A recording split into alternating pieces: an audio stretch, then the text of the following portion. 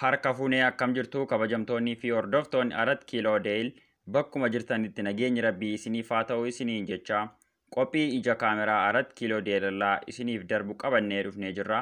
Aga xumura qophii keenyaatti nu faana turaan afeerraa keenyadha. Qophiin keenya guyyaa irraas kan irratti xiyyeeffatu gara lixa Oromiyaa imaluudhaan bishaan yookaas laga faayidaa guddaa uummata naannoo isaaf kennuun osoo irra jiru faayidaa muraasa kennu tokko wal isin barsiisaa. Aga xumura qophii keenyaatti na faana tura. Qopheessaan qophii kanaa ana yaadachuu dabaliiti. Lagni Alaltuu kan argamu aanaa Najjoo keessattidha. Magaalaan Najjoo immoo kan argamtu lixa Oromiyaatti yoo taatu, magaalaa guddaa biyya keenyaa Finfinnee irraa kiiloomeetira 480 irratti argamti.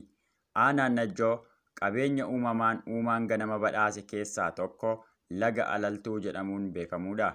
Lagni kun iddoon madda isaa iddoo addaa Yambal Gaaraa Olii jedhamee waamamudha. Haalli uumama laga naannoo kanaa ganamuma itti yaadee uumaan waan uume fakkaata.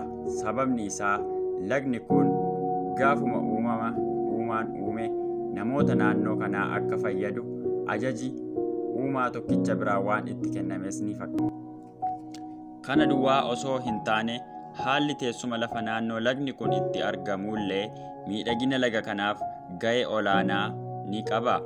Lagni kun iddoo madda isaa irraa kaasee amma bulchiinsa magaalaa Najjoo ga'utti duwwaa gandoota kanneen akka Deggeroo, Dongoroo Bunaa, Bushaanee Alaltuu, Yaakkoo Alaltuu kanneen jedhaman keessa qaxxaamuruun magaalaa Najjoo gaha. Uummanni naannoo laga kanaa jiraatan laga kana irraa faayidaa garaagaraa ni argatu. Isaan keessaa muraasa yoo maqaa dha'e dhugaatiidhaaf, dhagna itti dhiqachuudhaaf, loon isaanii obaafachuudhaaf, akkasuma waggaatti yeroo tokko boqqolloo irra qotuun itti fayyadamu. Garuu giddugaleessaan lafa gadi dhooqaa yookaan sulula irra waan imaluuf gaaratti ol ba'ee namoota yaaddoo guddaa keessa buuses hin beeku. Kana duwwaa osoo hin taane miidhaginni laga kanaa yeroo bonaa irra kan yeroo gannaa daran caalee argama. Sababni isaa mukeenii fi gaarreen naannoo laga kanaatti argaman illee yeroo bokkaan itti roobee baay'ee nama hawwatu. Hundi isaaniiyyuu bifa magariisaa uffatanii laga kanaaf miidhagina addaa kennu. Mammaaksi Oromoo gowwaan bishaan bira taa'ee dheebota kan jedhu laga kanaaf uummata naannoo laga kanaa jiraataniif waan mammaakame fakkaata. Lagni faayidaa amma kanaa kennu osoo jiruu uummanni naannoo kanaa hojii dhabeessa ta'e akkasuma wantoota jireenya isaaf barbaachisan kanneen akka timaatimaa, qullubbiif kan kana fakkaatan iddoo biraa irraa fe'amee dhufee jireenya isaa itti dabaluun maaliif barbaachise? Lagni kun iddoo madda isaa Deggeroo jedhamu irraa ka'ee amma iddoo magaalaa Najjoo ga'u duwwaatti illee gandoota keessa darbu hundaa keessaa albuuda gosa garaagaraa bifa lolaanis ta'e bifa garaagaraatiin bishaan kanatti makaman fuudhee gara iddoo biraatti yeroon itti geessu illee ni jira. Warreen iddoo biraa dhaquu irraa hafan immoo naannooma kanatti yeroo hedduu waan guutuuf lafa boqqolloo yookaas dirree diriiraa inni irra deemu irratti yeroon itti hambisee darbullee ni jira.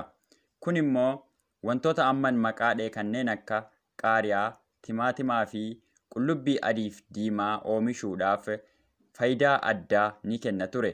Garuu namoonni naannoo kanaa itti fayyadamuu hin dandeenye. Egaa kabajamtoota hordoftoota kiyyaa namoonni dhalootaan naannoo laga kanaa yookaas naannoo madda laga kanaa taatanii biyyoota garaagaraa keessa haala hojiif facaatanii jirtan lagni faayidaa amma kanaa kennu naannoo keessan osoo jiruu uummanni naannoo keessanii maaliif beela'a?